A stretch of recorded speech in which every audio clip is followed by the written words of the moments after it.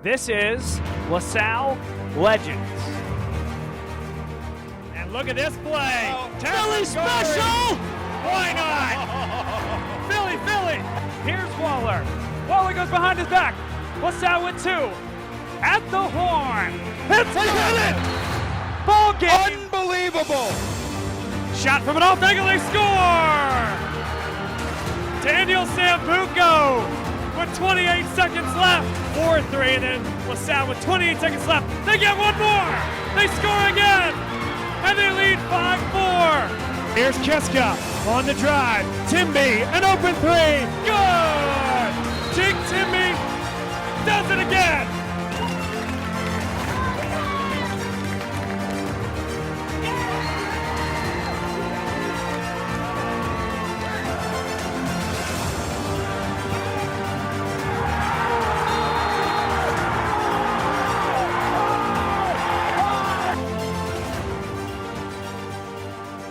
Good evening, everybody. Welcome into another edition of LaSalle Legends, where we sit down with some of the coaches and players from the greatest teams in Explorer history. And tonight, it's the first football state championship winning team in LaSalle history from 2009.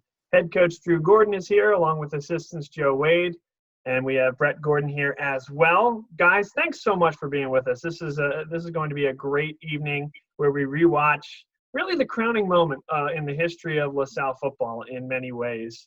Coach Gordon, we'll start with you. What stands out about this particular team when you look back upon it now 11 years later? I think without a doubt was the camaraderie and the trust they had in each other.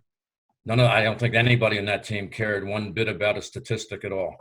It was all about winning for them.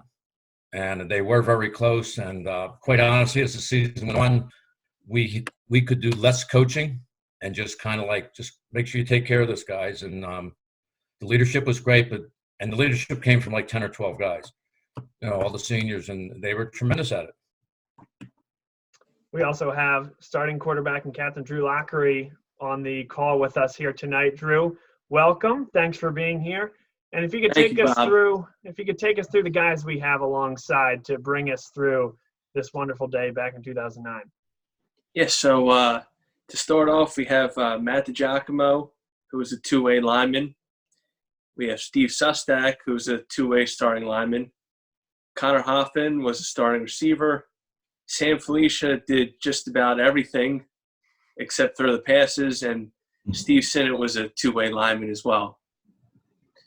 And then Joe Wade was an assistant running backs, but a little bit of everything on the offensive side of the ball. And then obviously Brett Gordon, who was my mentor and our offensive coordinator. Happy to have these guys together. Well, we're happy to have all you guys on. Drew, what was special about this run for you in particular? What was it about this run and getting to this moment that still sticks with you to this day? Yeah, I think as a team leading up to that 2009 season, we put a lot of pressure on ourselves. A lot of hard work, a lot of hours behind the scenes. Not just in the weight room, but hanging out and building up a camaraderie because we knew we had something special. And just to kind of see it go into motion and have it all come together was really awesome. And plus throw in, we were new in the PIAA in 2008. So we were like going to a new place by, hitting the PIAA playoffs. So it was a lot of fun to go on a new path with this group of guys. And that path led you to Hershey, Pennsylvania, site of the state championship game against the State College Little Lions. We'll hear a bit about Alex Kenny, who was their star player. Interested to hear what you guys say as we go through gameplay and some of the challenges of keeping him in check, which was obviously a big part of your success in the early part of that game and gave you guys a lot of momentum. It was a great game. You're going to see one heck of a performance from some great guys here. And with that, we're going to take you right to kickoff here on LaSalle Legends, the story of the 2009 LaSalle State Championship football team.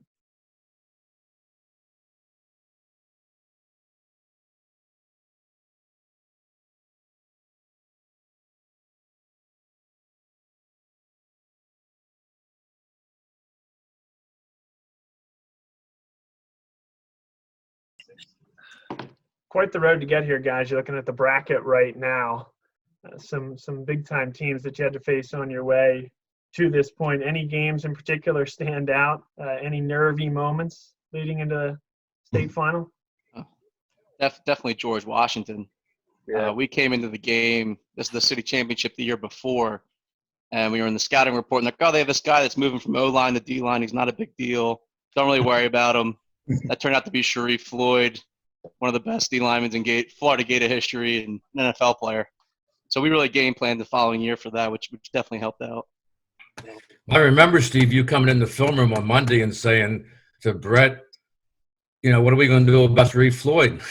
He said, we're not doing anything about him. That's your problem. Yeah, he was a pretty good player. Let's put it that way. Just change the cadence on him. Easton was also kind of a scary game. Yeah, Oh, yeah. yeah, I remember thinking like, this might be it during the Easton game. Yep. I mean, During the I game, you were think thinking we all that? agree. Sam, What's you were that? thinking about that during the game? Oh yeah, I was like, at least we won the PCL. Well, they had that guy, was it Webb or I can't remember his name, but he I don't know, ran back they 2 were terrible touchdowns first back quarter. to back. Yep. Then we figured out all they ran was the counter.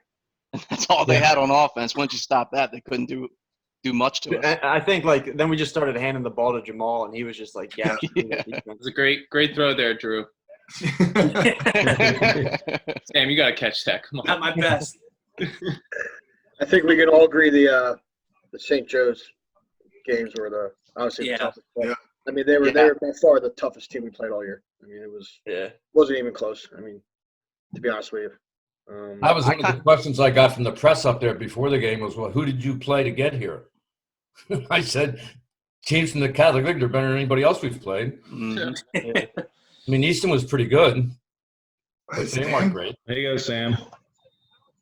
Look at that blocking downfield by 4. Go ahead, 4. Yeah, thank you. I was waiting for someone to say that. Too John far. What do you Dean. think we're talking about? Shout out John Dean. John Dean would have been the first person to tell me. I mean, Geiger getting to the second level there. I mean, that's fantastic. Yeah. Bodied you, Sam. Tim Wade working. Yeah. Yeah, the other interesting tidbit as far as this, we ended up running a lot of Wildcat in this game and then in the Easton game as well. And that was something, I don't know if everybody remembers, that snowstorm at Easton came out of the blue. It wasn't even really in the forecast the whole week. So we hadn't really practiced much of that since the early part of the season in training camp. So it was one of those things where we didn't put a big focus on it, but we had worked on it enough. And then when, we needed to call on it in that Easton game specifically, and then again here, it was nice to see the guys, were able to execute it very well.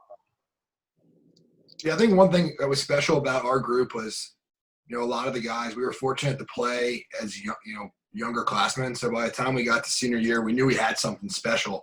But, through a lot of the game, especially what Brett just said, and even this game, I think it showed our maturity a lot. Even jokingly what Sam said, but, Easton, go down 14-0, then it starts to snow. It's wet snow.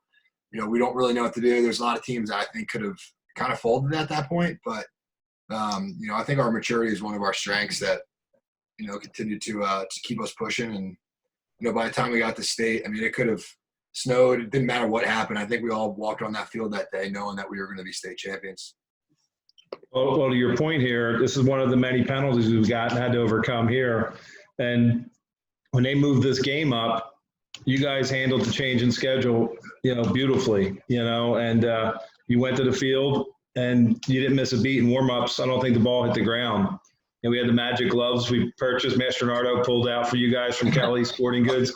I think he made that guy's sales commission for the month there that day. Coach, is that something you had go. just found out about? Why did you have to buy them when you were out in Hershey?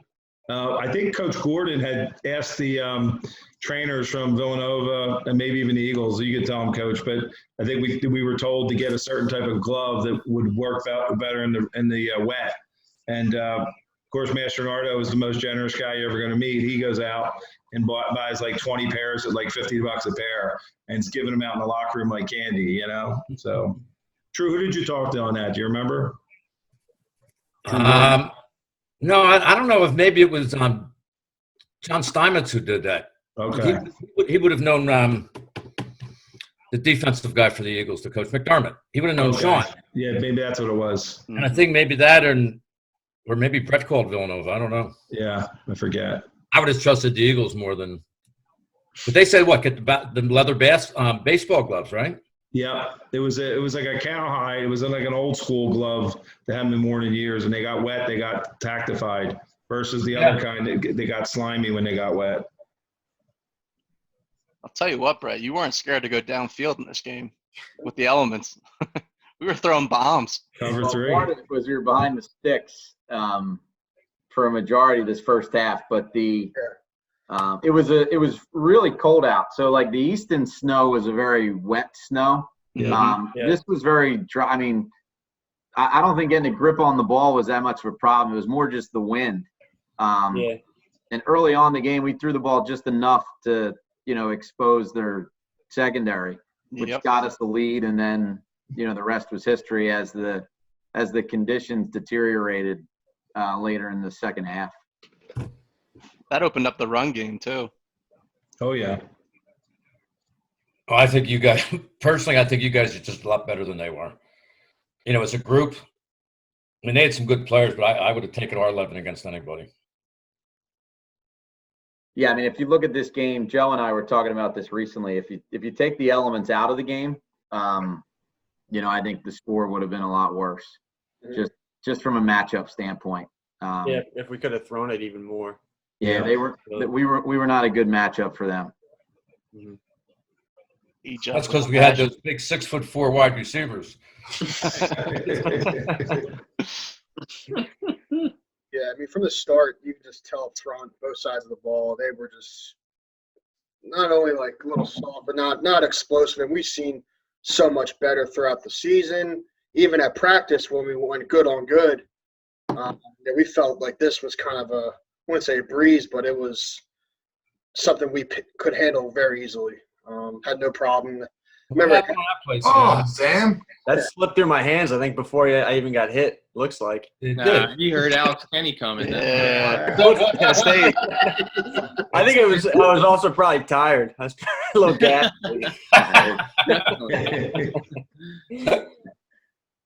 Coach Gordon, did you actually take our cell phones the night before? I don't remember this, and everybody's talking about it. Yes. Here's what happened. You remember we were going to show the Villanova championship game at the one. Yeah. I remember that. As you guys are walking out of there to go to bed, I think it was walking in because I said everybody put their cell phones in the box. And guess who had 2 cell phones? Jamal. Felicia. For sure. Put his hand in and took it right back out. I don't know what he did. Because I counted the cell phones after they were in there, and I think we took 60 guys. It was 59. Counted the cell phone. Do you have anything better? I want to know how many I was responsible for. That's true. Attention to detail. Liability, yeah. Liability, Insurance, coach. And then I heard that Sam was in the hallway all night talking to his girlfriend. went down to the payphone downstairs. Putting quarters in every minute. Yeah. But yeah, we did, Steve. And I Coach forgot Wade about provided all the food. We still on offense? Yeah, long drive. We had like 4 penalties, a couple lost at the yards. Right. Yeah. Ooh. We were used to the penalties. We dealt with penalties very well, I thought. A fun fact, I thought these were their practice uniforms. I thought these were their practice uniforms, and they were going to change into like a different uniform. Like it was really kind of bland, The same thing. Whatever happened to Alex Kenny? Did he turn out to be pretty good in college, or did he? Did you ever hear of him? He had some moments up there. Okay. He had some moments. Some moments. He really did not contribute much on that Penn State team. He ended up going back to being primarily a track athlete. Yep. There's Drew Lock spinning out. Yeah, spinning out. Yeah, I think the footing was the toughest part because like Brett was saying, worse. Dry or snow. Drew, you used to wear those spat sleeves, didn't you? Yeah. Well, I had a friend of mine who was at the game right before us, the Lancaster Catholic game, and he told me that all the problem was going east to west. All the problem was people running sweeps and they could not cut up field.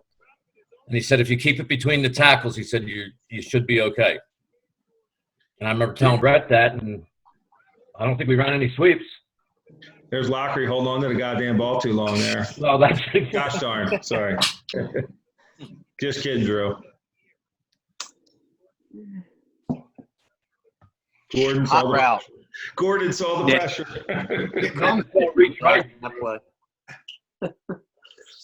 Bennett. Yep. Secret weapon. Absolutely. I mean, I thought this had no chance. Yeah, I know. I think this is the thing I remember from this game. Fell and still got it in. Yeah. 1 yard. A single doink. Yep. A single doink. Single doink. That was big though. Huge.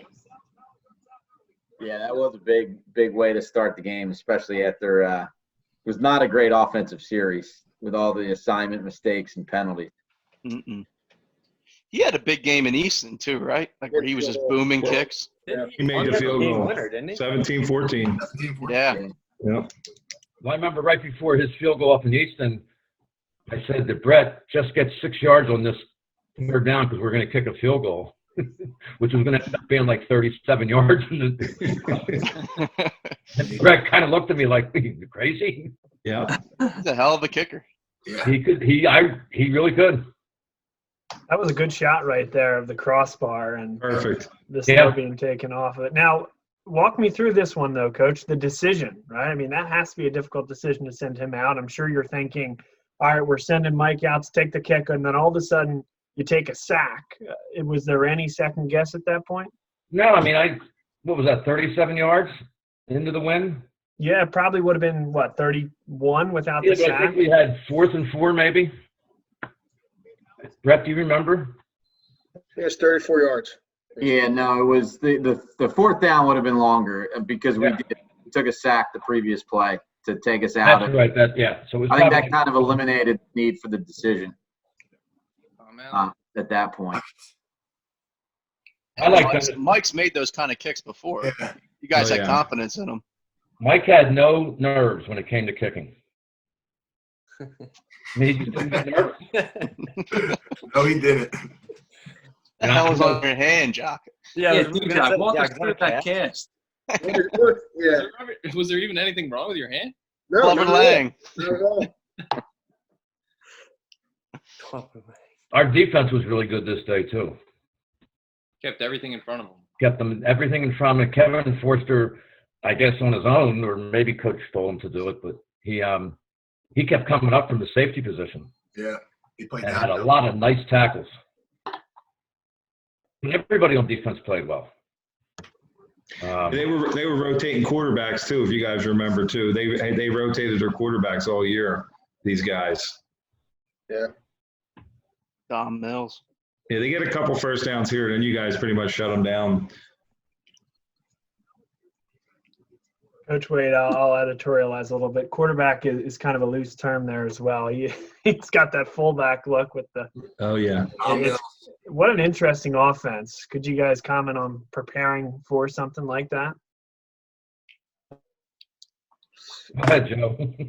Well, I mean, listen, to Brett's point earlier, as far as matchups go, you have a team that primarily likes to go east-west on a wet, slippery field. It couldn't have been any better, you know. Their coach was actually a Philadelphia guy that had a history of running these type of sets, wing tees, and a lot of misdirections, sweeps, and whatnot. So I always felt our team played those type of teams really well. You know, we read the tackles well. You had guys like Capo and Steve Sinnott, you know, setting the edge, and then the big boys inside like Matt and Steve Sustak and Geiger just cleaning up. So this was like tailor-made for for us to, just to echo what Coach Brett said on our side of the ball. It was equally the same on the defensive side of the ball. Yeah, you could tell they like to you could tell throughout their season they try to overpower people, and they tried to do the same to us, and wasn't happening. Well, we weren't having it, obviously. Yeah, you guys were catching a little bit early, and then you guys realized that you were much better and starting to go to town on these guys. There's the trying to go outside again. Forster comes up along with the initial. Sam, that was the most you played defense, right? You didn't play as many snaps. You kept building up as the season went on, correct? Yeah. I think this is probably the most I played defense. Yeah, that's what I thought. I remember. Didn't you play a lot in the Ridley game too? What's that? Didn't you play a lot of defense in the Ridley game? In Ridley, I did. Yeah. I think remember. it was like my that high ankle sprain was like bothered me. Oh, that was bad. I mean, it was. Yeah. Thank God for Timmy Wade and Jamal. That they could carry the running in the backfield and leave you outside. When you did come back, and we got better as the season went on too.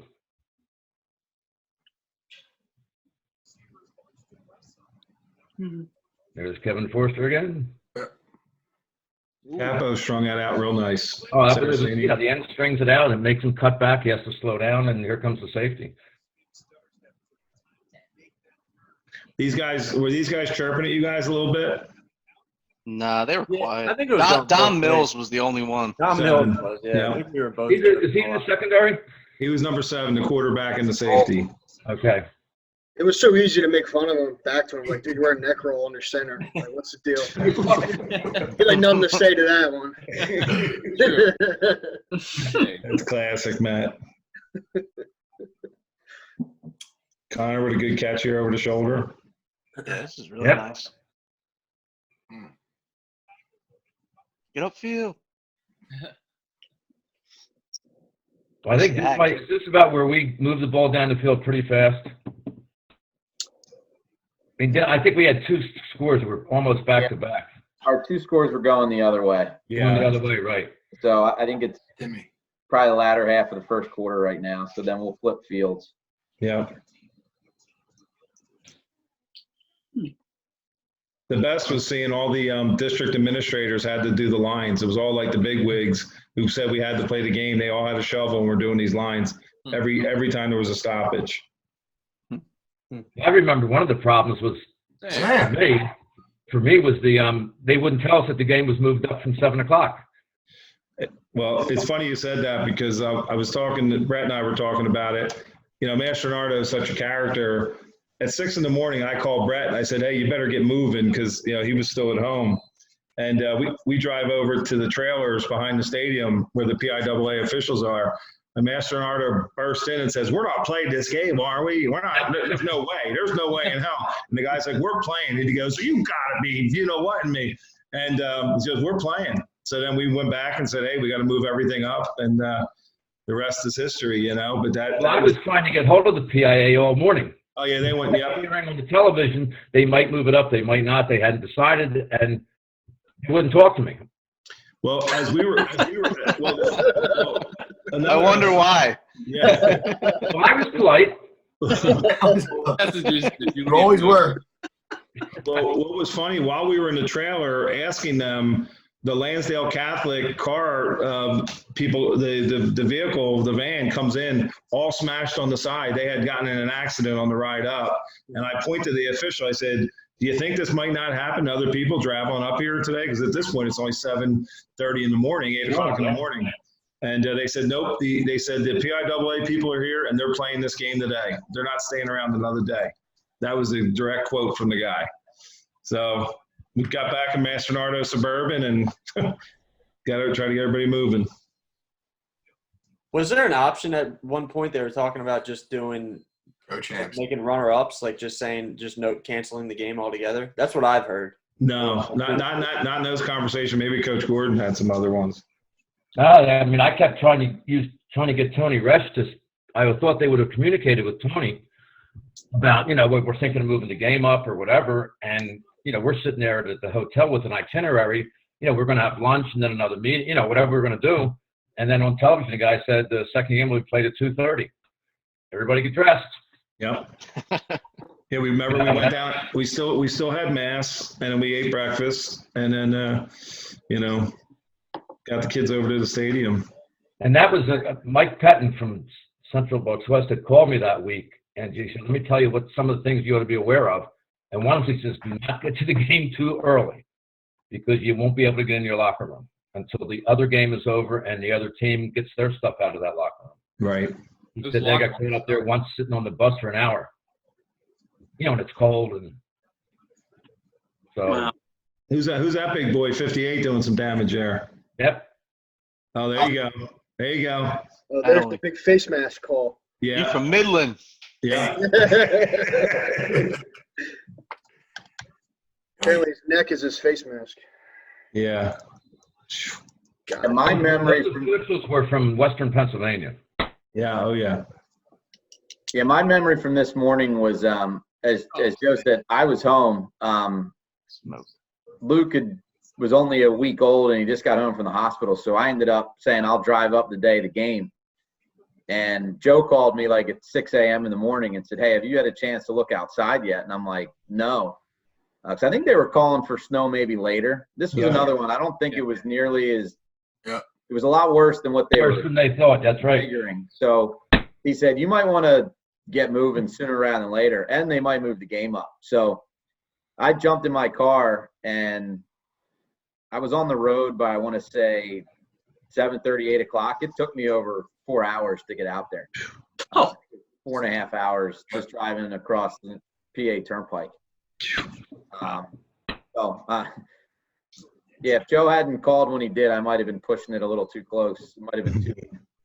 I'll give you guys the fans' perspective here. So I had just gotten done with my first semester up at Penn State, but I'm also a diehard Villanova football fan. Actually, Brett, from back in your days when you were playing quarterback, believe it or not, I was a little youngster out at Villanova Stadium cheering you guys on. So obviously, Villanova was playing in the national championship Division I the night before in Chattanooga. I made the road trip down to Chattanooga, Tennessee. Watched that game. I was in person for it. And then at some point, they started talking about the game maybe being played at 2 o'clock. Couldn't get back up I-81 because they were getting 20-plus inches of snow. So what we did was decided we weren't going to stay the night in Chattanooga like we otherwise were going to. We left immediately, drove out to Louisville, Kentucky, up through Ohio, came across the PA Turnpike in order to get to your game on time. Wow. Dedication. Dedication. Bob. I don't know if the players would have gone through that much effort. Thank you, Bob. It was all worth it, man. It was great. Got to see 2 championships in the span of 24 hours. Pretty amazing. Yeah, getting back to that Villanova game, that was really neat watching that in the ballroom. And I think it was Kevin Wilkins or one of the Wilkins made that highlight video. Who made that? I think it was Drew Wilkins that made the highlight. And it's ended with the miracle scene and all, and from the movie Miracle. But that was a great pump up thing that we had going on there too. So the night before, you could feel it building that this was going to be their day the next day, especially at the Villanova one. Nice play, Kevin. That's beautiful. Plays on defense, Kevin. Yeah. Yeah, Kevin. He wasn't worried about the pass, that's for sure.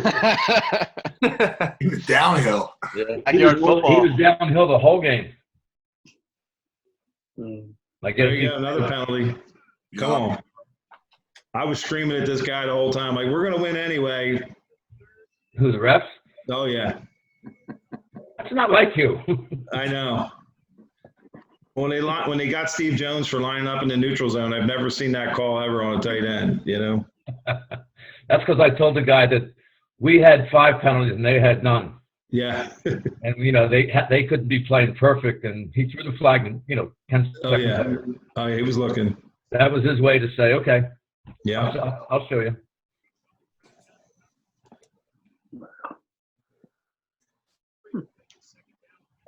We're going to get a stop here? Yeah, there we go. You big boys up front kept Cognetti and Saraceni clean because they were not the biggest guys. You guys did a great job. And then Brady just running around smashing people. I didn't realize how many people went both ways. That's the I first know. thing I noticed watching this. I was like, oh my God. Every single person was on offense, and now they're on defense. It's a different world today, bud. You have to negotiate with some of the young bucks on some of the stuff. It is. Don't You get guys- DG started. I know. I'll tell you. You would think guys would want to play. Yeah. Doctor used to bug me about, well, can't I play some defense? They can't Instagram if they're on defense and offense. And then and then I asked him how fast he ran the 40. And he told me, and I said, well, you can't play defense. I think Brett told him to tell you that, Drew. Yeah, I'm sure he did. But it's, it was, most of the guys played both ways. But we had, we were pretty fortunate. We did have pretty good depth. Oh, yeah.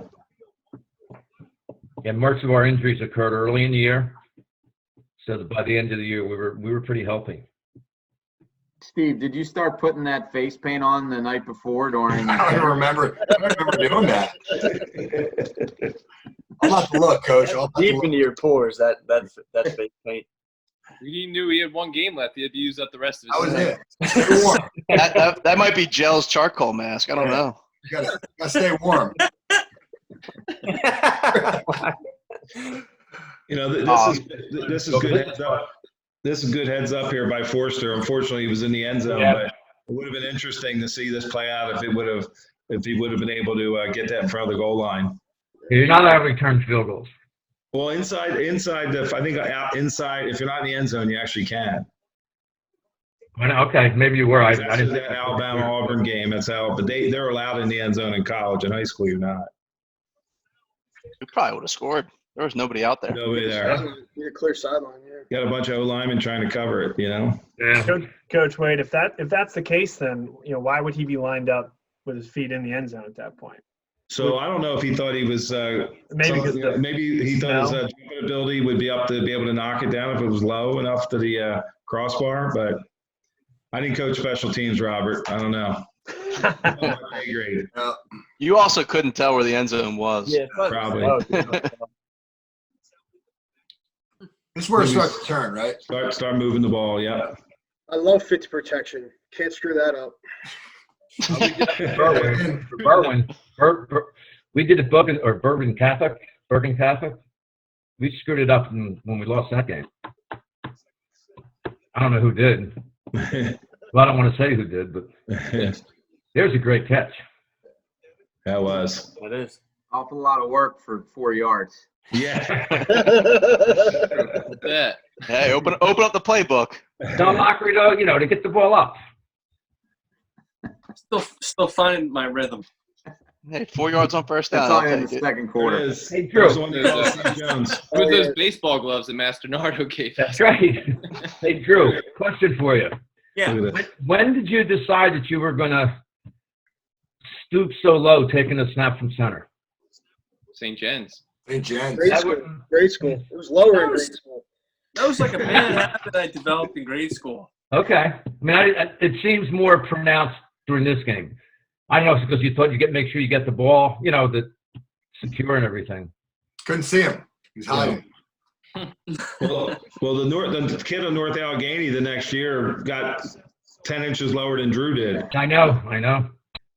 That was the offside call on Jones when they didn't even give him a chance to get back. They called him before he even got set. I think that's the only play the Wildcat didn't work. Right. Big ball, Sam. Selfish. Yeah. Was the handoff ever an option? I was wondering. I don't think I Shaky every time. He never did. I was too worried about fumbling. Yeah, the zone read means you're supposed to actually read the end.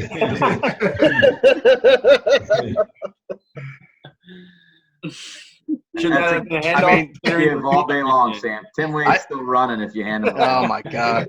I mean, that was perfectly blocked, Sam. Selfish. All that work. Shit. Shoot. The funny part about that Wildcat, you have a 160-pound fullback blocking for a 225-pound running back. He's 15 years old. Tim was. Here's where you're open. There you go. There's that 200-pound wide receiver. There he is. Running through people. Look at Ford downfield blocking. Yeah. Shout out John Dean. You know he'd get chewed out by John Dean. Yeah. I was always looking block. You knew I was always looking. Oh. Even on pass routes, I think I was still running. It's good play. Nice lockout there, D-Jock, Steven. Good pass blocking. Yeah. Can you imagine if the weather had been nice that day? Oh, yeah. We would have won by 40 points. Yeah, we may have had 400 yards throwing. Yeah, this was where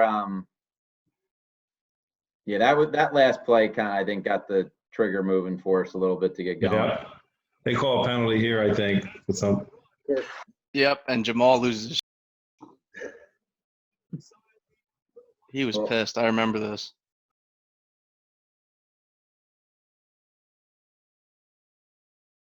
Good pass, good catch. Trying to drop your shoulder, Jamal. No, they didn't call penalty. Yeah, I was going to say, maybe I'm wrong. They called There's on one a of them. touchdown. I knew that Jamal had a touchdown called back at one point. Yeah. Yeah, and he was so mad. Oh yeah, was that this drive? Guess we'll see. It's either this one or the next one, Sam. I don't know if you or Timmy scores on this one. There was the Fei stickers, Sam. No, I don't think I did Fei this game. Just the good old Mueller brand. Oh.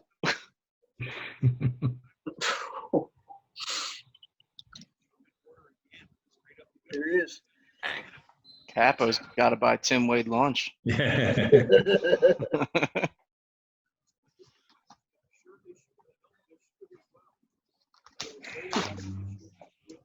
Mr. Capo blocking. Yeah, I think they got us on a stunt there. Yeah. The end came down into B gap, and he's just got to wash him down as hard as he can. Yeah. Capo could play. Yeah. Here we go. I think this is a positive play. This might be the penalty. It might be, yeah.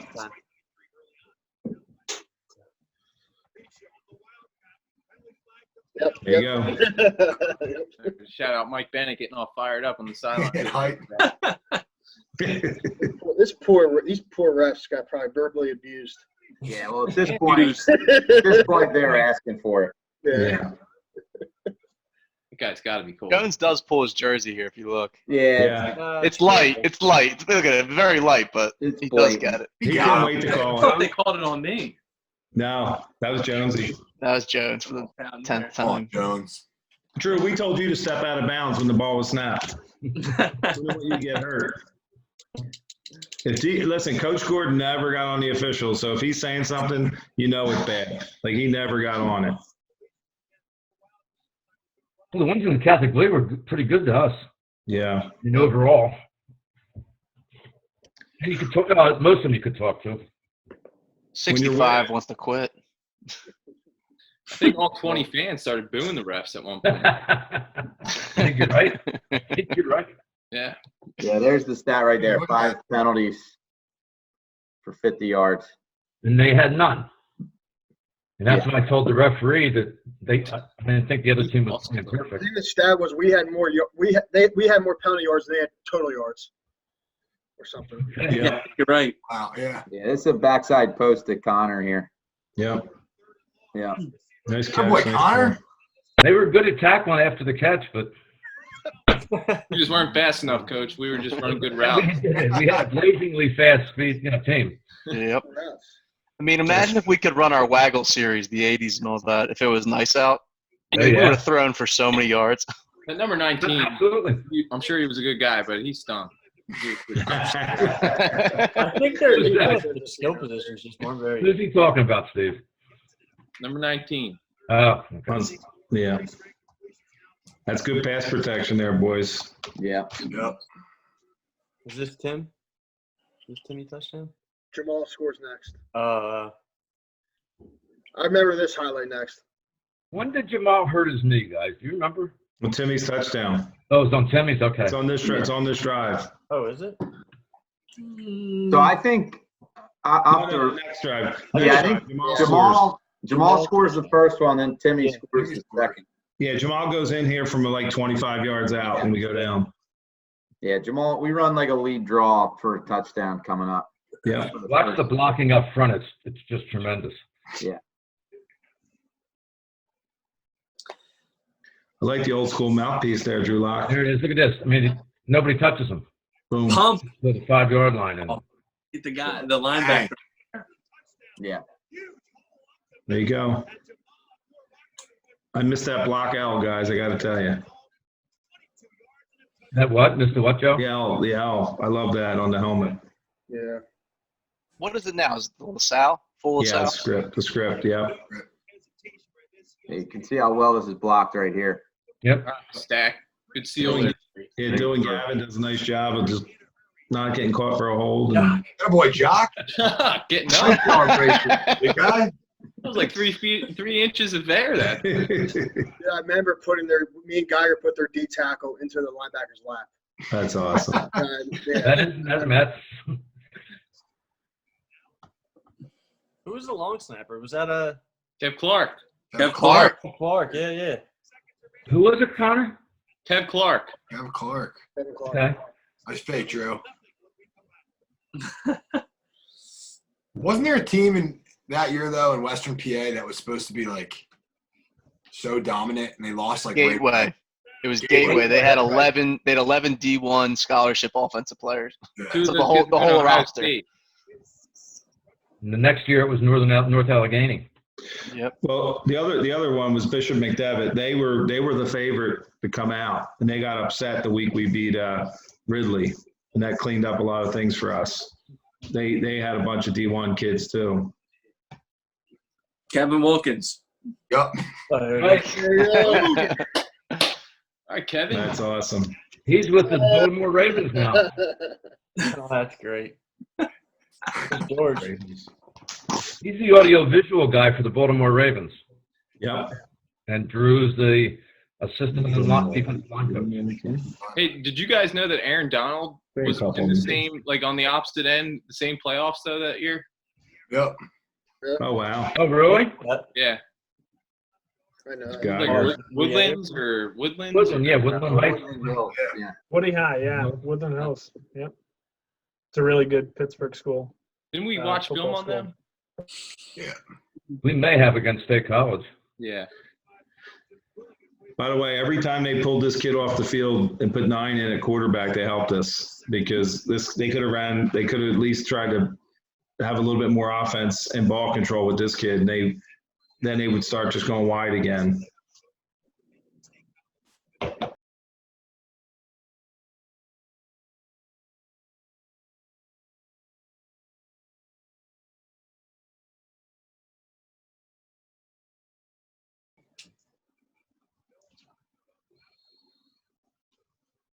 Gosh. Yeah. At least our guys have long sleeves on. I had double. I'm sure other people did too. We learned from the year before when we had baby oil. I remember Sam and Connor showing up for the game against George Washington the year before in short sleeves. Oh, that was horrible. I had one sleeve on, right? It was like 25 degrees with 40 mile an hour wind. Windy, yeah. And you guys stood on the sidelines and freezing and shivering. Yep. You guys thought you were the Pittsburgh Steelers, I guess. I don't know. Didn't bode well for the game. Yeah, I remember Good. me and Ryan. That was upsetting. Ryan and I did not wear sleeves. We played football together our whole life. He's like, it's our last game together. Let's not do it. I was like, yeah, that's a great idea. And I remember like 4 days later, I had mono.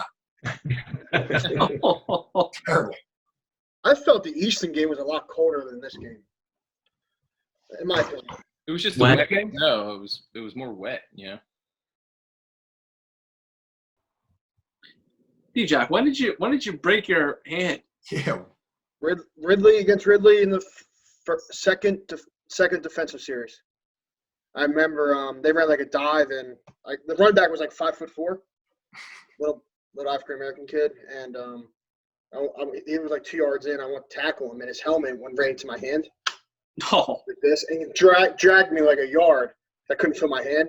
I remember Steve Sustak We get it. I was like, come on, John, I can't let him drag you like that.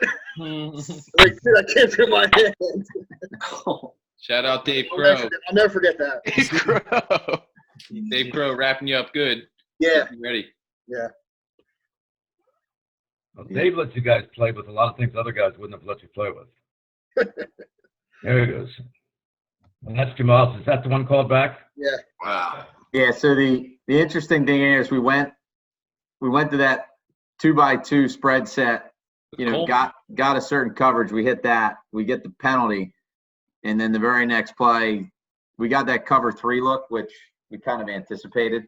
And then it might be the very next play. We just run the same play and fake it to Jamal and Connor. I think we just ran 4 verticals off it for basically the same play we just had.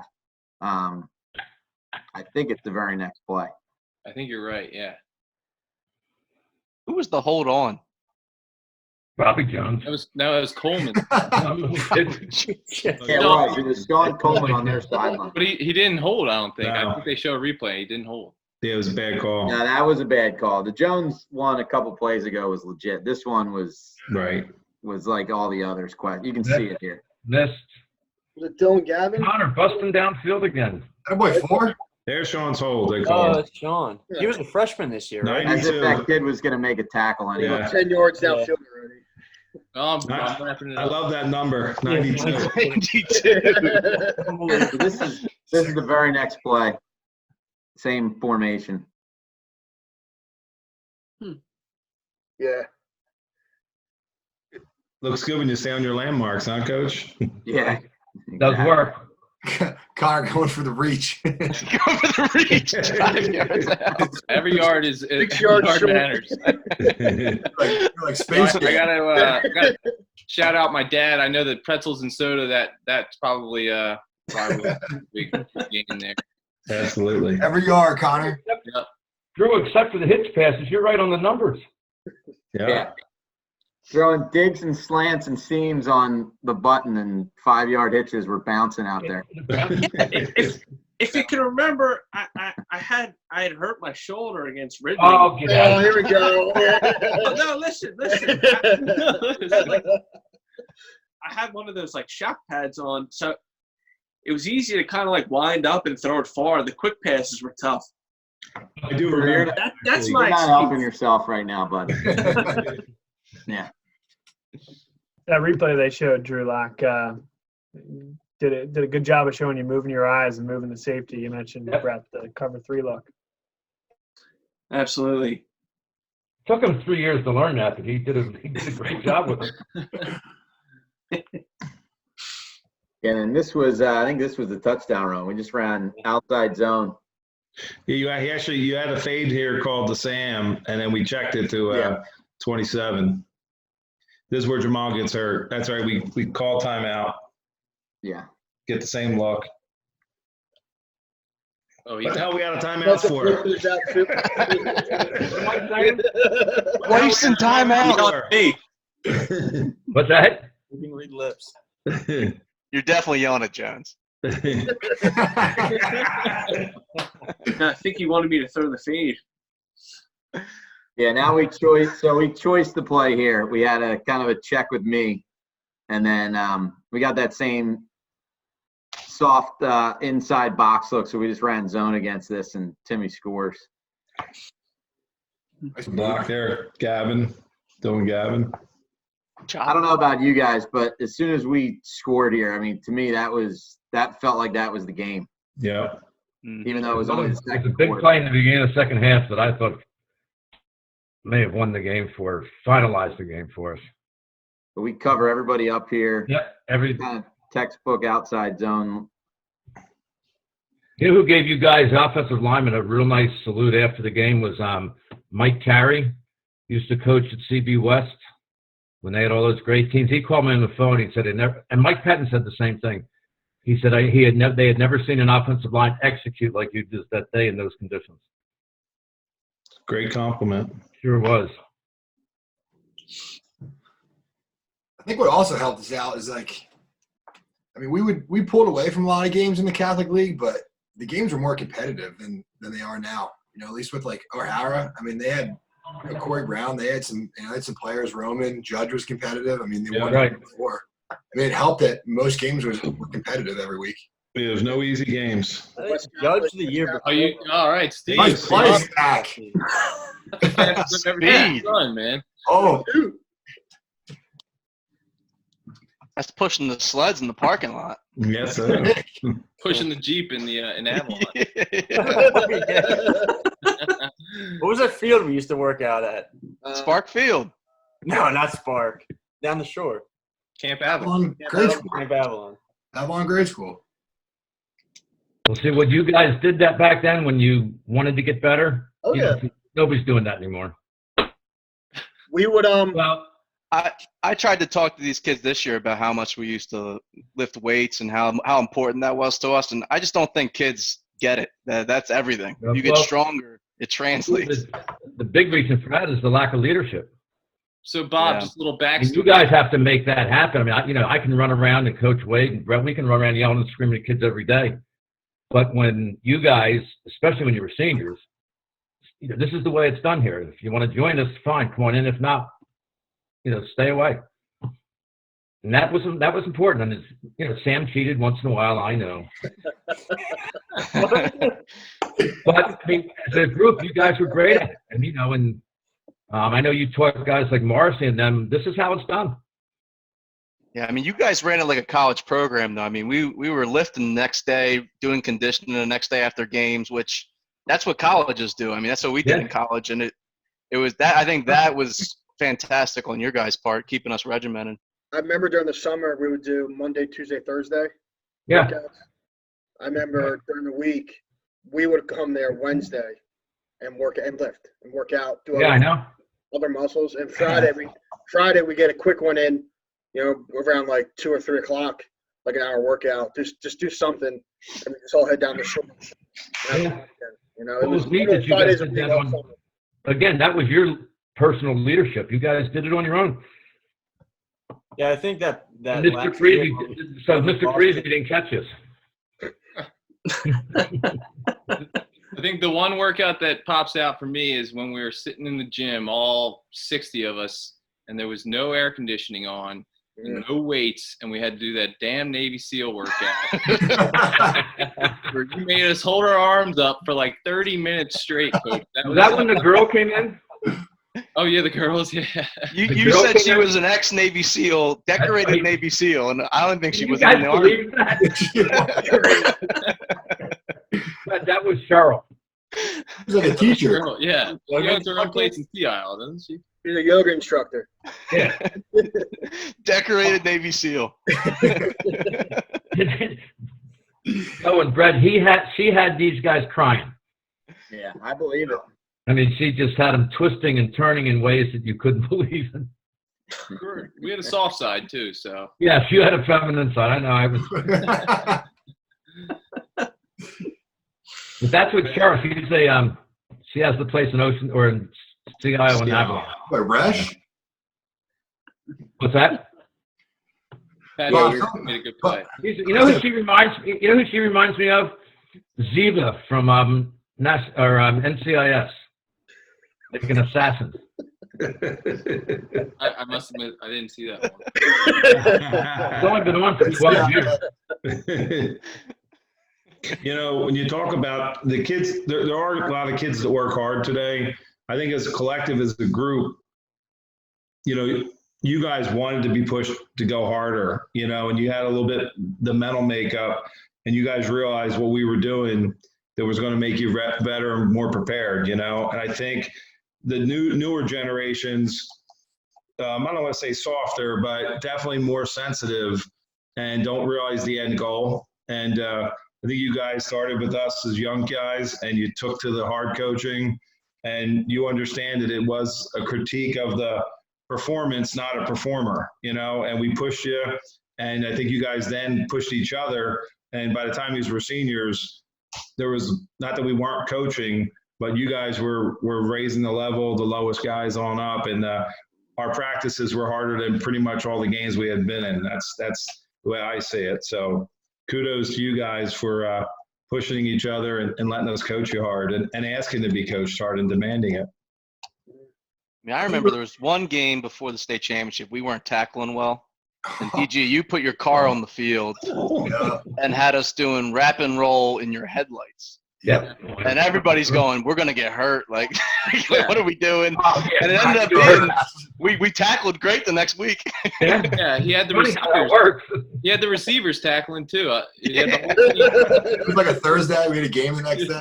God forbid I had the receivers, do this. That and fumble drills. But we had one car headlights on 4 different bags. You couldn't see anything.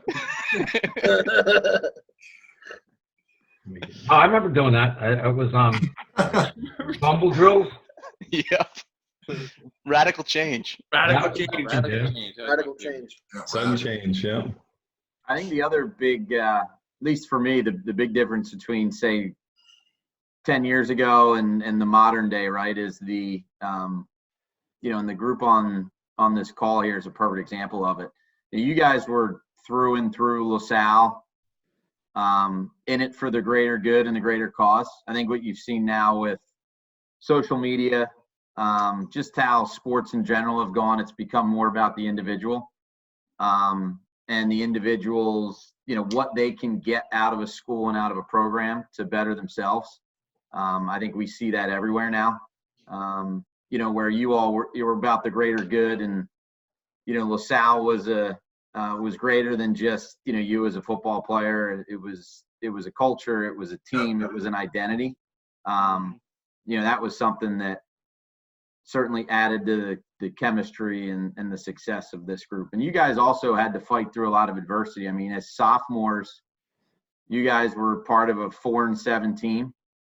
Honestly, I think it was the worst record LaSalle's had in probably the last 20 years as sophomores. So you guys weren't playing a lot as sophomores, but you got a front row seat of what that looked and felt like, and everything you had to do in 2008 and then bringing it all together in 2009. You guys had to work for everything. Nothing was handed to you, and it was evident that you all appreciated that as a team and understood the value of the hard work to get to where you got to.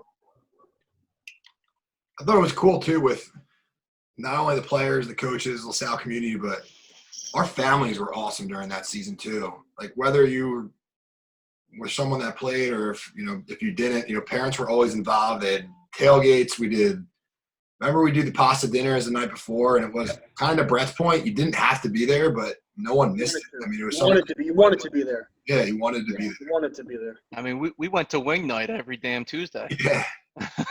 You never invited us. I'm not kidding. They knew we were coming. We had at one point we had up to 30 people there coming every week when we were seniors. Yeah. We didn't miss 1 week since training camp. Oh yeah. That's pretty cool. I know you guys were superstitious because you ended up at Sinnett's house, I think, every Thursday night, and Bob and Trish, they had to feed you guys. I don't know what they spent, but I know they fed you well, and it was a long run through those playoffs, and it was amazing support. We all have great parents, but I always remember Bob and Trish hosting you guys during that run. A lot of Dominics. We had a great Mike Hoffman. Mike Hoffman greeting us at LaSalle. Oh yeah. I remember Dr. Sinnott being I think he was the president of the Parents Club that year. Oh, that was true. They just did a lot of nice things. And that's all because they wanted to. And that's that was great. Coach Gorin, tell us about the Touchdown Club meetings with all the parents. What? Tell us about the Touchdown Club meetings with all the parents. Oh, the ones I had in June? No comment. I think we opened some eyes at those meetings. I remember the one time saying that effort didn't matter anymore. That everybody tries. All that matters is production. I don't care how hard you worked. If you're not producing, you're not going to play. Anything else you told the parents? My email was not available, nor was my phone number. What was the one lady? Oh, one lady's question was, do the coaches yell at the players? Never. Obviously, you had to be a freshman mother. And I said, I had to get my thoughts again. I said, okay, let me put it this way. I'm very polite when I tell the kid the first time, what he wants to do, what he should do. And the second time, I might be a bit firmer. And the third time, I'm screaming.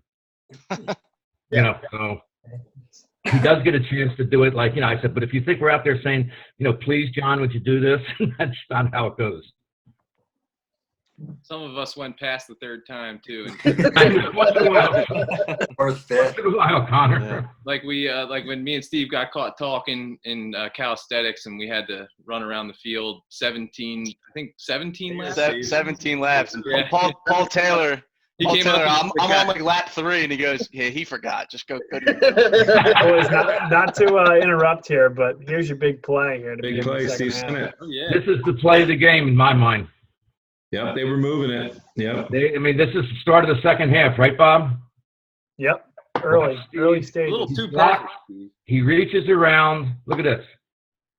And causes the fumble. And that guy had nobody's room. Yeah, he might have scored Yeah. if that didn't happen. I actually had an angle from the sideline, saw the whole thing, because I remember, my heart stopped when I saw the hole open up. And then Steve made a great play. Well, and the broadcasters make the comment that they thought that the quarterback just lost the ball because it's so tough to imagine with that angle actually being able to shove Reach off around. the I just block threw my and hand. get your hand out. It's an amazing play. Yeah, I just really threw my hand out there. I was fortunate that kind of right place, right time. You recovered it too, bud. That's even more difficult. Heck of a play, man. Just admit it was pretty lucky, right? Think of it, if they score there, Well, Anybody could have done it, Connor. 17-7, and they have momentum, and God knows what happens. No, Drew, there goes that shoulder again, Drew Lock. Yeah. It's those hitches, man. Yeah, we're 1 for 3 on hitches for 3 yards. So much for the high percentage throws. I'll ask Brett, Drew, and Joe. Did you guys, like, going into halftime, did you guys say anything?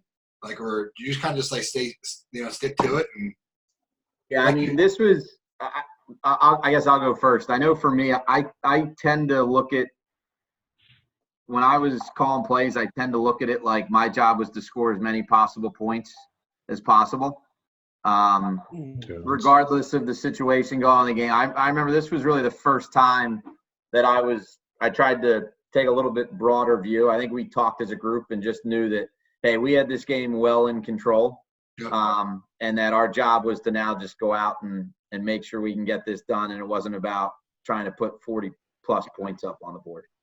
I remember at halftime, Brett, you come up to us up front, like the five linemen, 4 or 5 of us, and guys, what do you like? What do you think we should do? Just get some feedback real quick, and we're just like, just turn it up, run it right down their throats, and let us do our thing. And he's like, all right, I agree. Let's. oh, Penny. It's not a, What's funny, guys, is a lot of times when you come out and have a better second half, I mean, that's what you love, though, is all the hats on the ball. Yeah, look People are at having that. fun. there he is. the shoulders aren't parallel. He didn't lift the ball in. And then you wonder why you fumble. Painter got taunting on that. Yeah. The other conversation at halftime was centered around a lot about Sam filling in for Jamal because, if you guys remember, obviously Jamal was hurt and we were going to get Sam now in the H spot. So it was just making sure he's ready to roll and then putting it on the big boys up front. Yep. Yeah, Joe, that's a good point.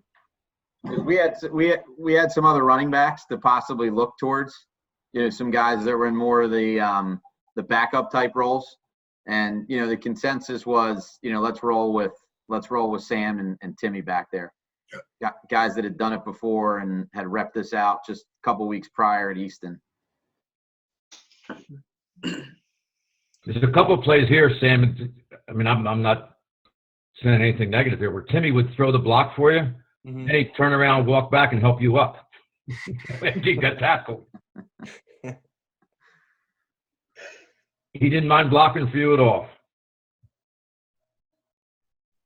And now the defense is, I think after that when they moved the ball pretty good, they came in with a bit more intensity. think us seniors get a lot of credit, but without those underclassmen, I don't think our team would have been anything with Timmy and Kevin and Connor Daly and Geiger. Yeah, all those guys. Yeah, Jamal. Yeah, obviously. Yeah. Oh, Jamal and Capo. Yeah, the best part was they were just so on board. Like, obviously we were, but they were just so on board with everything from the start. Well, I mean, that's a credit to you guys. And I mean, but I think part of the thing that we tried to accomplish there too is that I don't care if you're a freshman, sophomore, junior, senior, best guys are playing. And accept those younger kids, and you guys did a great job too of teaching the younger guys. During practice, during team period. That doesn't happen a lot of places. Drew, I don't know if Drew remembers this, Drew Locke, but, Tim came over from Central Buck School District, so he came in as a 10th grader. They go to 9th grade over there in middle school, and we had that spring camp, and Tim was kind of running all over the place like a Tasmanian devil, and I really didn't talk him up that much, believe it or not. I figured, hey, let him do his thing because he's, a strong kid, and Drew Locke grabbed me at the end of the Villanova camp. He's like, yeah, I think he's going to be able to help us. So who was that, Joe? I remember well. Pretty good energy, Yep. But you took him under your wing was the point. Like you guys, look for that and could have shut out a young kid. You guys embraced and said this is good. So it was pretty cool to see. And shout out to the group that was above us too. I thought that senior class when we were juniors was good. Mike Donahoe, Kev. Oh yeah. Yeah. They kind of set the pathway, and then even teams before them. Bob Cease. Yeah. Shout out Bob Cease. Bob. Yeah, Jump out of airplanes. I just felt like the cracks they had. We wanted to, have no weaknesses and just everybody was held accountable. Accountability was like the biggest thing, honestly. Yeah, we knew. It's like we know who missed the block. And Brett and Coach Wade, they weren't afraid to tell you. Yeah, they'd roll the tape like 4 or 5 times just to show everybody. Do you remember the laser? Yeah. Remember the laser light? Remember the laser, yeah. Brett would sit in the back of the room, and if the light, on your number, it was like, oh, crap. Yeah. Yep. Between that and the celebrations, too. He would roll the celebrations back a few times to embarrass everybody. Speaking of. I remember I worked in an Italian restaurant in high school. And Brett came in a couple of times. I remember practice once. I rolled my ankle a little bit and got up towards the end of the season. And then Brett yells from the silent, "Hey, D-Jocks, put some marinara sauce on it." I didn't know when to laugh or I didn't know what to say. By the way, that was a great third down play here coming up. Watch this. Looks like he has it. Bang. Watch Forster. Perfect. And Shane. And Shane, too, yeah. Yeah, Shane Brady. I mean, Brett, as an offensive coordinator, if you see Kevin flying down the field like that, would you try one play action pass? Or I would have only needed to have seen it once, and then we'd be running. I mean, Kevin's dominating, but geez. Post over the top. Yeah, you were just waiting for them to run it. But it's the same thing, right? I mean, you could tell even when these guys tried to throw the ball, it's just not what they would do under normal, weather circumstances. So it's they're in a tough spot. Every second that goes by later in this game, it's harder and harder for them to generate big plays, especially with how we were defending the run.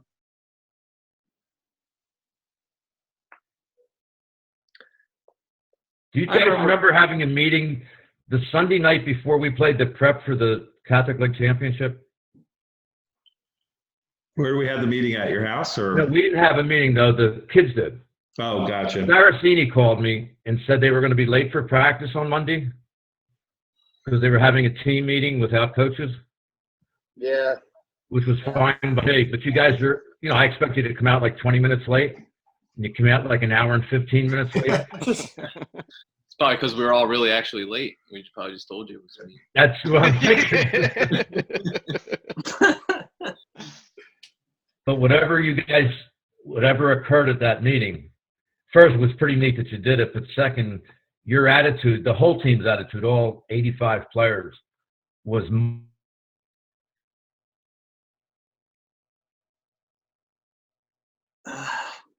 we lost Drew.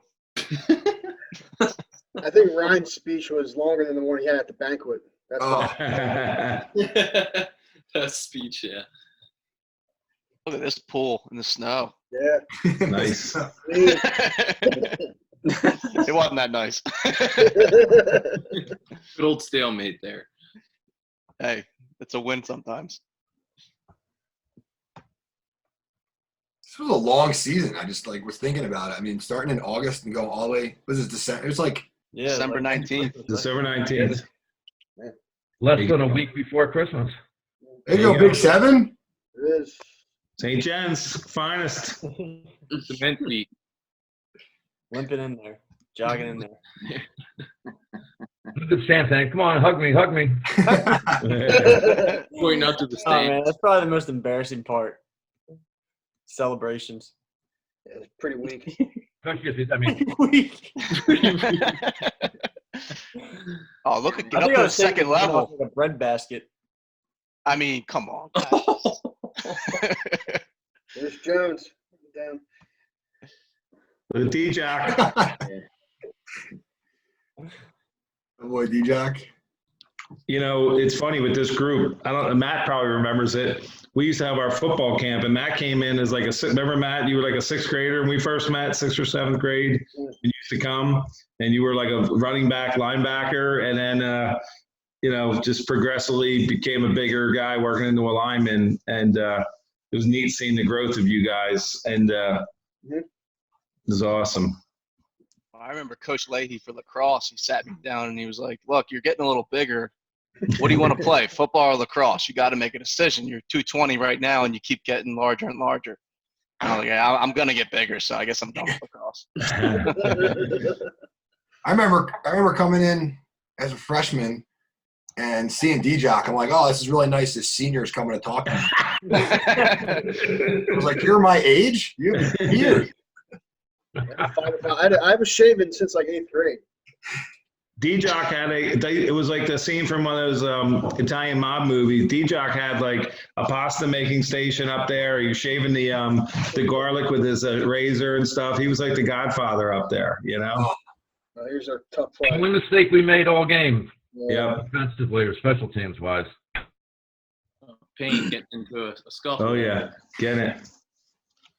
What's that?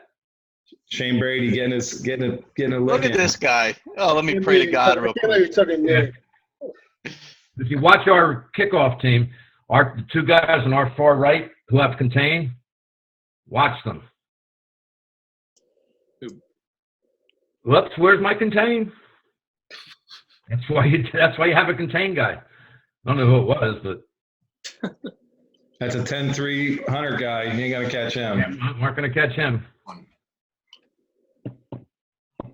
And I think they got sucked in when he fumbled the kickoff a little bit. Yeah. I kind of think they probably forgot their lane containment and just went for the ball, and can't do that.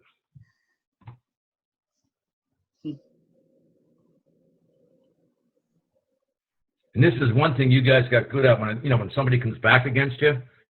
It's like, well, we're not giving the ball back in 3 plays. Yeah, you got to run some clock off and get a couple of first downs. I think you were saying the rosary there, Coach.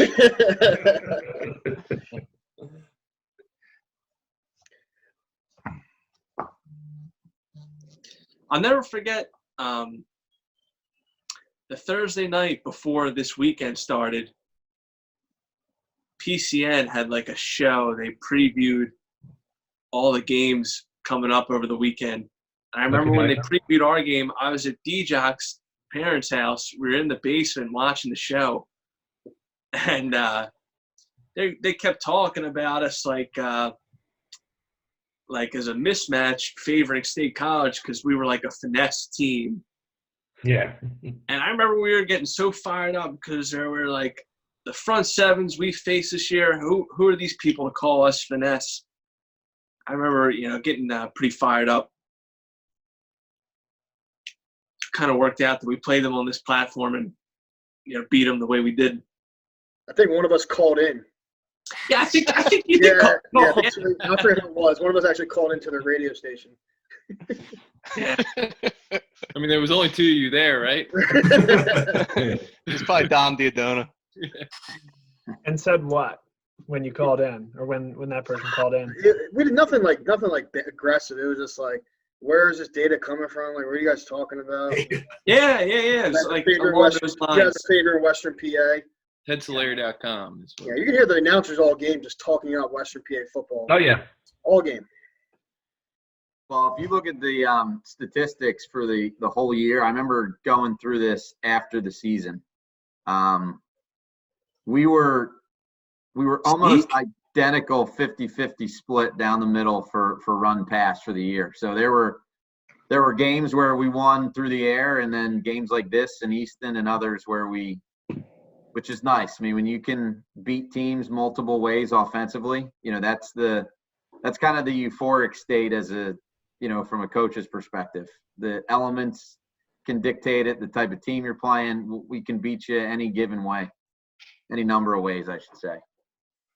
The QB sneak was in our run game consistently. Remember that. Yep. D-Jock, do you remember we used to talk about there was 4 or 5 things you had to accomplish during the season to earn getting into a championship game? Somewhat, yeah. I remember you saying to me one of the meetings, like you said, yeah, I think it was after we beat East, and you said, well, there's the bad weather game we have to overcome. And the prep game was the one coming from behind in the fourth quarter. Yeah.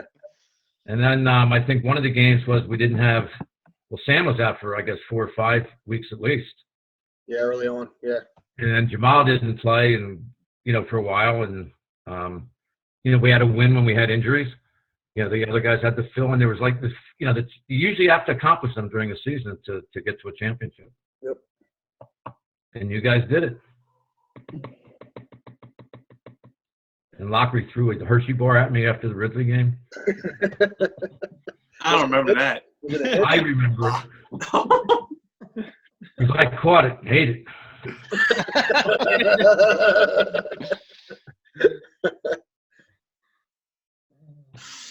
Oh, man.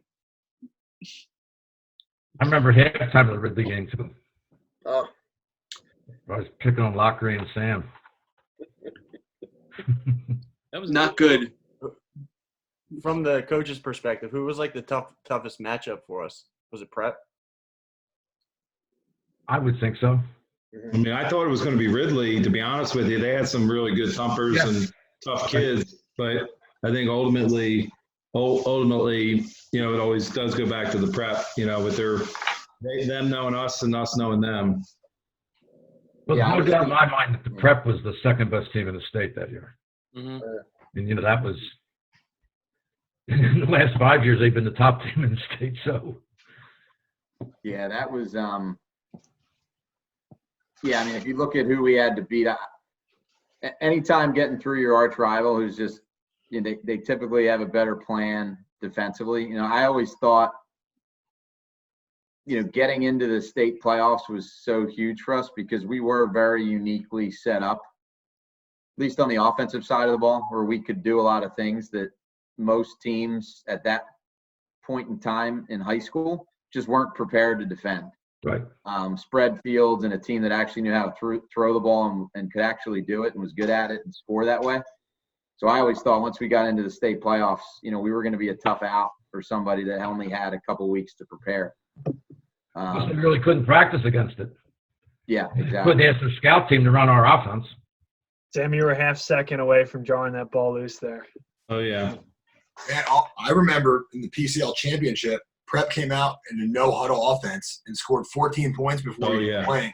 I remember looking at Steve like, they're going to run us out of the stadium if they don't stop this. And or we don't stop them. But they just I'll never understand Gil Brooks. When things work, he abandons it and wants to throw it deep, which I just don't understand his mentality. But I remember one of the championship games, and it may have been the game you guys beat them in. The first time we punted, they fumbled the punt the kid did, and we recovered. He told that kid he wasn't allowed to touch another punt. Yeah. And they all dropped to the ground and rolled like 20 yards in our favor. I mean, if you guys remember, he had Mike Labor at fullback, and he was running all over us. And then he stopped doing it. They took him out. It didn't make any sense. He rolled the Before tape. you guys, we were playing them on a Thanksgiving Day game. Yep. I think we are averaging 0 yards per rush. He got the lead, and it's like nothing we can do about it. And then he started throwing the ball. And I think Jack Forster intercepted a pass, and it was like, he's going to make this, he's going to allow us to stay in this game. And they did. So I think Bill's point was well taken, that it was probably difficult for teams to prepare against us. Yep. It was quite the measurement there, guys. I don't know if you saw, it was like 1.5 yards. Yeah, the right. fish was like hands out here. It was a touchdown. Yeah. The other thing I felt that always separated us was we put a lot of time into our special teams, and we very rarely lost in that area of the game. We always counted on winning that, so us giving up a kickoff was very unusual. We generally had better punters, better kickers. We covered better. We returned the ball better and fielded the ball. So it was the game within the game that we always, where I would say most of the time, beat other teams. And it was a testament to the kids that, we had some starters on there, but those next level guys treated that like a starting position, and they did a great job. And and that was a hallmark of all the championship teams. And to your point, and we talked earlier about getting on the field or staying on the field, it was a badge of honor. Sometimes now in this Instagram instant gratification world, you don't have as many as mucker and grinders, you would call it. So I always felt like that was a difference maker for our squad. And I would assume all you guys saw The Last Dance Oh, unbelievable. with Jordan. Yeah. What did you think of Jordan? Incredible. Seemed like a decent basketball player. That guy is so competitive. I think the game where he scored 63 points the one year against the Celtics, but it was all 2-pointers and N1s. Yep. That blew my mind. Yep. Well, that just his demeanor with his teammates. Especially when he came in as a rookie, he said, I know I had to be quiet, until I could take over. And that would seem to be like 2 or 3 years down the road. And he did it in the 4th game. Yeah. Okay, it's like I remember when that happened. You guys weren't even born then, were you? I wrote this down when I was watching the that series. This is Jordan, direct quote from Jordan. They talked about being hard. Winning has a price. That's right. Leadership has a price. And then he says on pushing his teammates and kicking their butts and challenging them. And then the one thing that rang true from his teammates and his coaches was he never asked his teammates to do something he wasn't willing to do or something he hadn't already done. He hadn't already done. So a lot of guys will tell you what to do and bully you, but they won't put that sacrifice in themselves. So I think that's a series that every athlete and every person should watch. I thought it was fantastic. Come on, Stack. This is where they tried to pull, I think the start of the fourth quarter, we were magic. pretty confident we were going to come away with a win. Sam's After all the run. tough Sam's games. big run. Sam's big run in the 3rd quarter was, I think, I said this earlier when I was talking to my dad about this.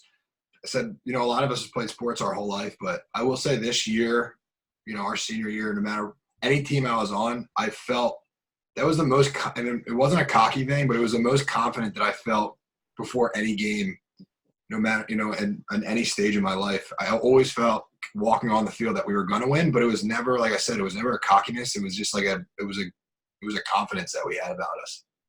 Yeah, I think it was the trust that we had in everyone doing the right thing and making plays and being in the right place. Well, I remember when you guys came out of the locker room at Hershey that night, and the way you practiced during the week, and I just thought there's no way these guys are going to lose, and that if I told them after the game we're going to play the New York Giants next week, You guys would have said, bring it on. That's okay. We'll be here. That's, that's an exaggeration, obviously, but I think you would have played anybody.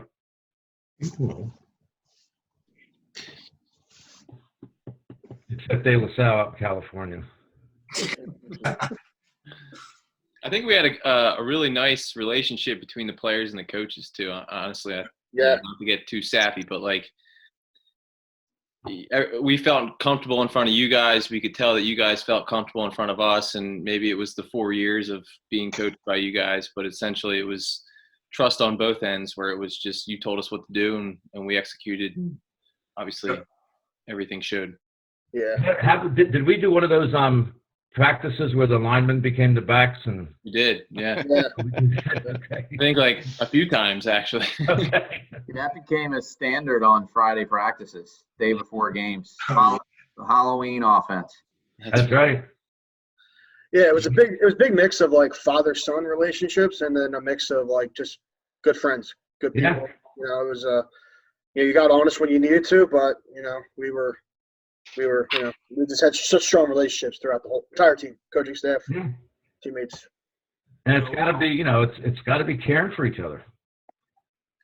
Another key thing I thought the coach did a great job with was when we would move the practices over to PW, and we would get at nighttime practices in. So we would take that extra step, letting you guys work out or do your schoolwork, and we'd get over to PW, and they were gracious enough to give us their facility, and we would have some excellent practices and get you guys geared up for the night games and things like that. And I always felt like that was a huge advantage, and also getting on the turf, because at that point LaSalle didn't have any turf fields, of course, so it was beat up. So that was a kudos to you, Coach, for having that relationship over there. Was that Charlie? Charlie Forster. Charlie Forster. He was very generous to us. Yeah, I think you did a great job with all those. I think you said something to me about the handoff there, Drew. Yeah. So I wasn't like putting my arm. I wasn't. Yeah. I think I was just going like this. Yeah. You're the little kid. You were reaching for the loaf of bread. Yeah. Yeah, Sam, the only way we lose this game at this point is we have a fumble. I'll tell you what, there were no That play was fumbles. close, too. There were no That was fumbles at close. the center exchange, which is pretty wild. Yeah. Our backs through those years. There we go. Right, Drew. That shoulder was good there, huh? First down, I think. Yeah, first Like a down. pencil there. This drive here, start to finish, guys, is absolutely textbook. This drive, start to finish. Look at watch him drop the shoulder. Woo! Good block by Timmy. Yeah. Yeah, probably the 20th one of the day. Yeah. Our teams also never beat it themselves. We've always been consistently the lowest in turnovers, and that's all testament to Coach Gordon, Brett, hammering that with us as coaches.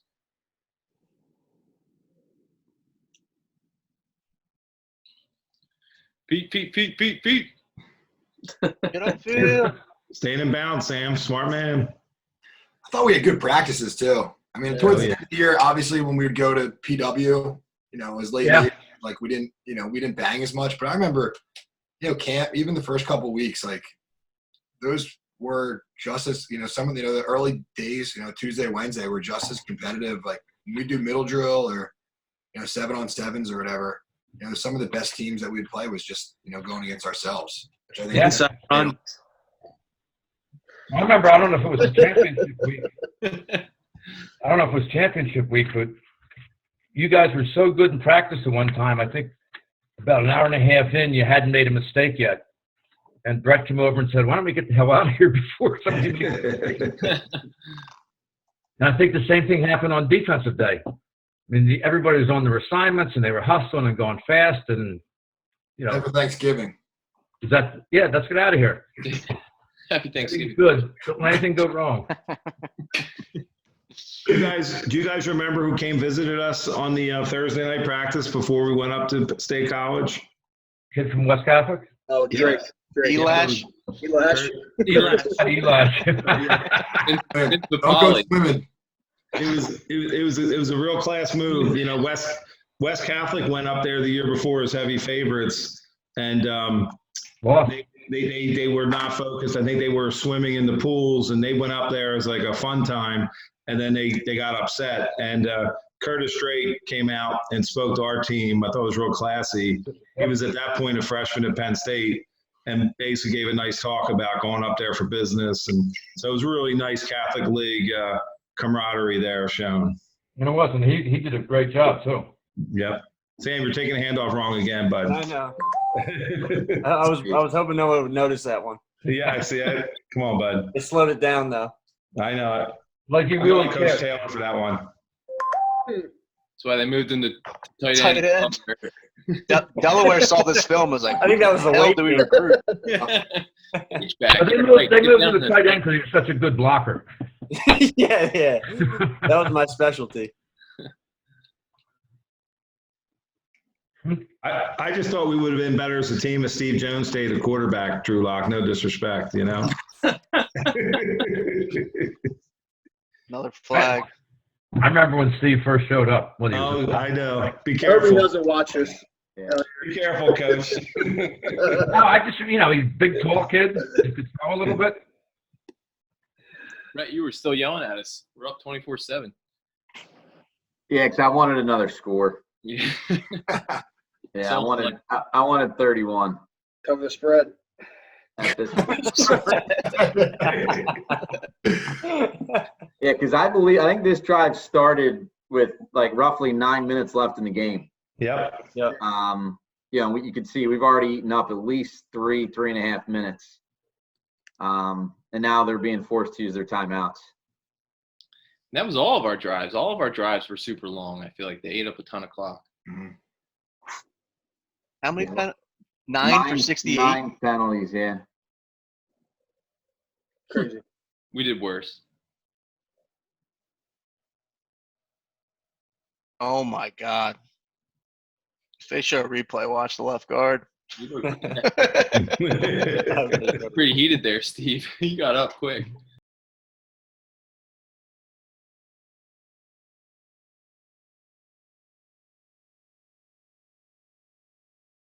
I got to tell you, Dylan Gavin did a great job that year. We weren't sure who was going to play that spot, and it wasn't looking good for him in camp. And I'll tell you what, he did a great job. He was so consistent, and he really maximized his ability. I'll tell you that much. That was right tackle, right, Joe? Left tackle. Left. Or left tackle, yeah. Yeah. He's another hustler in the weight room. I mean, he Yeah. was always working hard. Yeah. Anybody catch my Brent Selleck first down? Oh, yeah. Did your cast fall off there? I can't see it. This was probably Thank God. that one right there might have been the best blocked run play of the game right there. Outside zone of the tight end. I mean, we had angles across the board. Yep. And that first down pretty much ended things officially. Mm-hmm.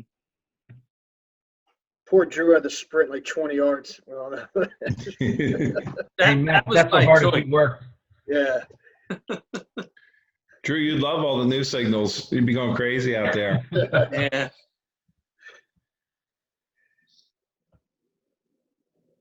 Come on, break it, Sam, break it. Oh, man. Outstanding again. George man. Giovinazzi getting a little dirty there. It was a nice block by him. Yep. How did we not score here? He just wanted to win. We took a knee. Ah, that was it? Okay. We should have scored. Did we take a knee? I don't think we took a knee. I don't know. Maybe we did. I think he did at the end of the game. It's not over. It's not. A little bit of There's, time left. Yeah, our chance to score was right there. Thanks, Sam. Sam, I'm too slow. you kidding me? Your You ankle fired was at that point, Sam? Too much Wendy's. yeah, too Yeah, much. there's way too many Baconators, I think, that year. Crushing the hotel breakfast. Yeah, we Was there a special all day.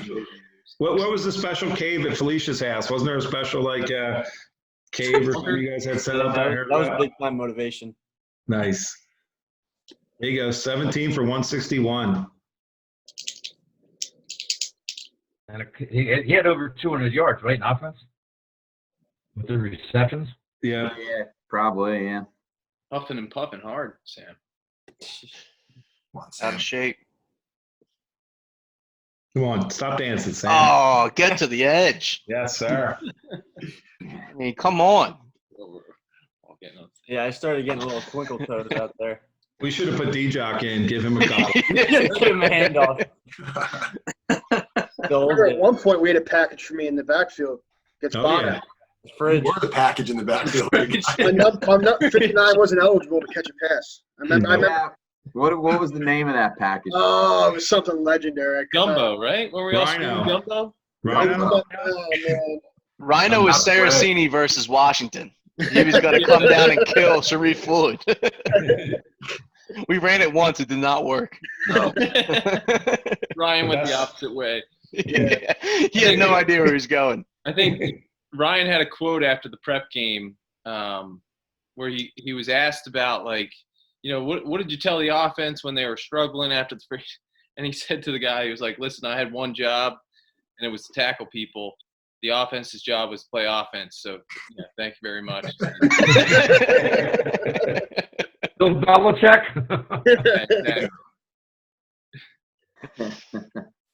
Brett, do you remember with like a minute and a half left or whatever, there's a timeout?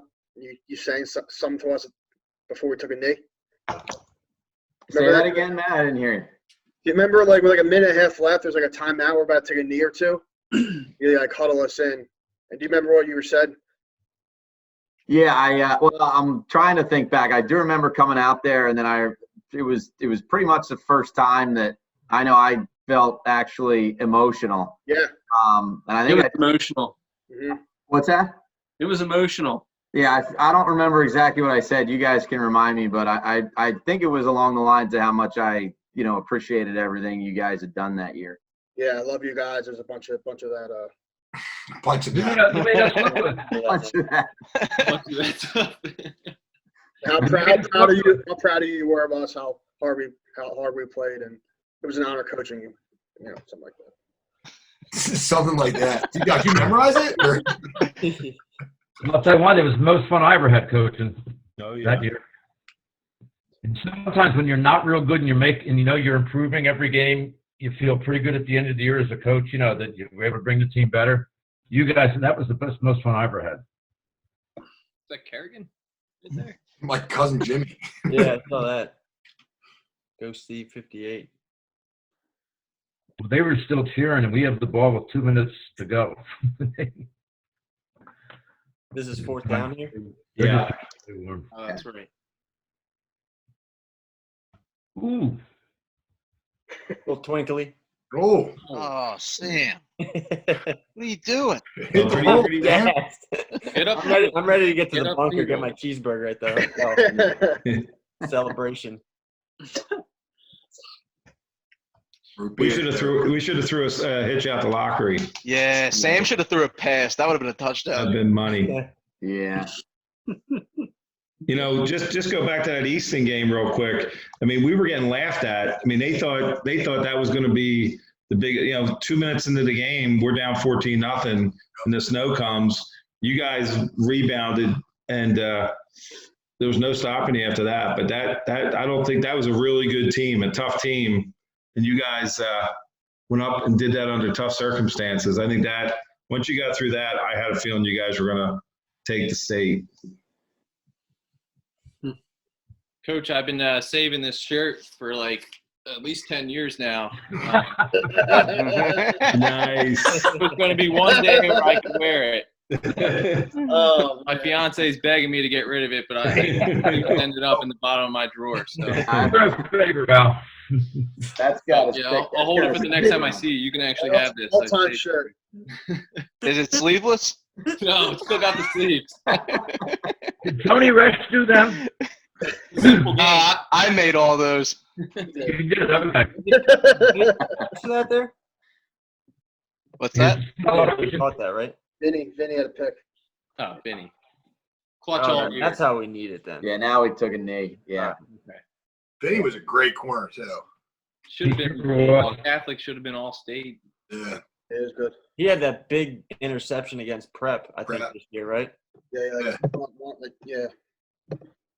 We were fiddling around with that position for a while, weren't we? And then he finally got, solidified later in the season. I don't really remember. It was I played corner against West. And then I got hurt. I knew we kept like moving people around. Jamal was a corner. Yeah. I hurt my ankle, and that's when Coach Gordon started taping my ankles after that. That's Said, Great. Did a good job, and, right? salt tablets instead of water, I think. That's right. Salt tablets, my gosh. That and the baby oil. I think the baby oil is my favorite. Then gay. That's right. Steve came down all oiled up. He didn't do anything. You were like, you told us marathon runners wear baby oil to break the wind. So we all put baby oil all over us. And it didn't do anything. It probably didn't. You just don't realize it. And then you told us to stuff our socks with newspapers for insulation. Just made heavy feet. But the wind doesn't go through newspapers. You're right. I can't argue that. Okay, so. Who did the Jordan fist pump there? Here comes some snow angels. Yeah, Kevin was the first one, I think. Steve has one too, I think. Coach, did you give them all your good music before the games? Were you doing some of your good playlists before some of these? I don't think so. No, I didn't know. Not because of the way it started, with us having to get in a hurry all of a sudden. And Got it. Steve. Steve. What an imprint. Holy smokes. I remember when you beat the Prep, I think it was a few weeks before this game. They must have stood at the 50-yard line for 20 minutes waiting for you guys. I remember that. Oh, yeah. Gil Brooks was cursing the whole time under his mouth. Yeah, I know. I mean, to their credit, they waited 20 minutes. A lot of teams would have said the heck, Oh, yeah. There's PT. They did stay. Coach Troy. Yeah.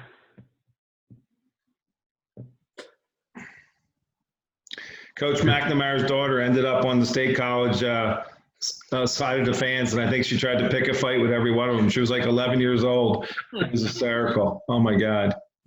I could see her doing that. Oh, no doubt. Little Natalie. That's because she takes after her mother. Yeah. This is the best. This is the best right here. Yeah.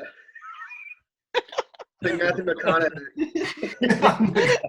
What's that? What a moment. Taking it all in.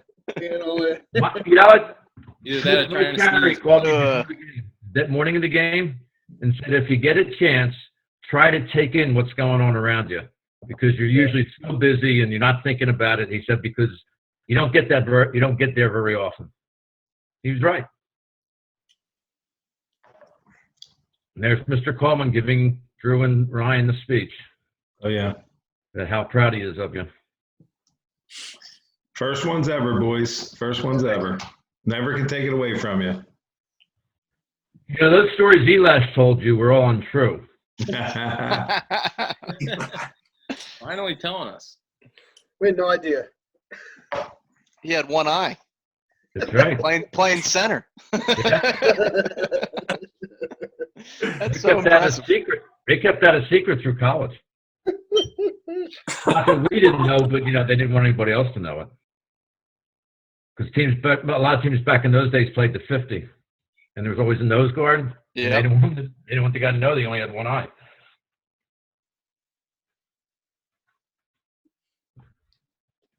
Where What is was the that? moment like here, guys? I remember being very satisfied. I mean, this is just a little bit of tranquility. This is just great. Doesn't get any better than this. Best moment of my life. It's all about the players. That's why you do it. I think it was pretty surreal because when I do remember like the first day at camp, I think we said like our goal is to win a state championship, but we're not going to talk about it moving forward. Of course we did towards the end, but I think it's, something pretty special that we actually envisioned us being able to do it and then going five months long, like we said, overcoming adversity, injury, whatever, what have you, but, sticking together as a unit. But, even just watching that again, you get chills and, it's something that we'll never forget. So it's just an amazing accomplishment. And even more important, I think it's great that, our group has stayed together till today, and, we're still tight, and it's an amazing thing. 100%. So watching it together again, I mean, has to be a unique experience. Obviously, everything about life right about now is unique, but what was this like to sit down and watch it together, coaches and players here? Yeah, I think group for me has always had a special place in my heart for a lot of reasons. So yeah, I mean, I'm sure everybody has had a chance to see this at some point, since it's been almost, I guess, coming up on 11 years. But to watch it in this group setting, see how everybody's doing, talk through all the memories, that seemed like just yesterday a lot of this was going on. So certainly very enjoyable to see how well everybody's doing, 10, 11 years after this. I'm not surprised. And was great to kind of relive this with the group. We got together as a group a couple months ago down in the city. I think Matt DiGiacomo and those guys set it up. And, we used to tell the kids 10 years from now, 20 years from now, no one's going to remember, who scored the touchdown or who threw the touchdown or who made the tackle. You're just going to remember where you were and how good it felt as a group. And you guys are a testament to a group that bought in as a young group and just kept working harder and harder. And it was awesome to be a part of that. And it's really great to see the kind of people you are now. A couple of you guys have come, Steve's working in the program. A couple of you guys hopefully will come back as well. I know Steve's spoken to the team. So you guys are all first-class individuals. And the lessons hopefully we were part of are carrying you a little bit today. And hopefully you can push, whether you're coaching a youth team or any type of group, that you will take some of the lessons you learned that year and, pass them on, because that's the gift of coaching and also using every part of your life. So really, really proud and honored to know you guys, and really happy I'm part of this group. Anything else, guys, before we bid everybody adieu here tonight that the LaSalle community should know about this football team and about the game we just watched? I mean, just to pivot off what Joe and Brett said, I mean, with what we're dealing with right now, this pandemic, even in life, tough times at work, family, things like that, I personally think back to these days and these moments, how happy it made me as a person, what we accomplished, just the good, great memories. Watching this obviously brings it up again, but like I said, it's when times do get tough in life, I think back to these days. Personally, so I just wanted to share that with you guys. What's neat, Matt, is you'll have this, till the day you die. Nobody can take that away from you. You were part of a championship team. 95% of America doesn't get a chance to feel that way. But there's a price you pay for that. And you guys understood what it was, and that was commitment, dedication, your behavior off the field as well as on the field, and making everybody accountable. I think that's what I liked about Jordan's thing. The whole thing is you got to be accountable. I mean, how can you, the guy next to you, and then you had to have confidence in the guy next to you too. He was going to do his job, and eventually it all comes together. A great message. I appreciate everybody's time here tonight. And, of course, all the memories that you were able to share and bring the entire LaSalle community into this game, into your huddle, and this going into their homes as a little bit of entertainment in the midst of all the craziness going on right now. A lot of people know where they were, remember where they were when this game happened, and you guys delivered that to them. Walk a little closer. It was what we got going in here, top right corner. Look at that. There you go. Good picture. Says it all. Bob, That's and beautiful. a big thank you to you, man. Stay tuned. Without you, Bob, we wouldn't be doing this today. So thanks a lot for putting this together. It's really cool. Thank you, Bob. Yeah, Bob, if you want to raise some serious money for charity, have D-Jock sign that poster. We can auction it off at the LaSalle auction this year. There you go. I'm gonna repost it on LinkedIn, Brett. So connect with everybody on your LinkedIn. Bob, you're knocking all these out of the park, man. You're all your live streams and everything like that. Every once in a while, we tune in, and you're killing it at all times. So keep it up. Hey guys, come back to the games and be his guest. Come back to some games, and Bob would love to have you. I mean, he's tremendous, and anytime you guys can get a chance, if we get a chance to play, love to have you guys around the program. We need more winners and winning attitudes, and like I said, Brett said it to you then. We love you guys, and never will be forgotten. You impacted us as much as hopefully we had some impact on your life. So it's really an honor. What a great evening this was. I appreciate everybody being on and reliving that great day in Hershey, Pennsylvania. LaSalle's first football PIAA state championship, and these guys here, the leaders on that team and the coaches on that team, able to help them push across that finish line and earn a 24-7 victory over State College.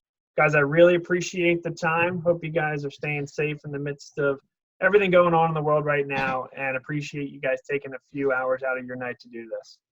Absolutely. Thank you. Thanks, all. Bob, thanks Bob. again for your efforts. Thank you. Very good of you. See you, boys. Pleasure. Good to see you Pleasure. guys.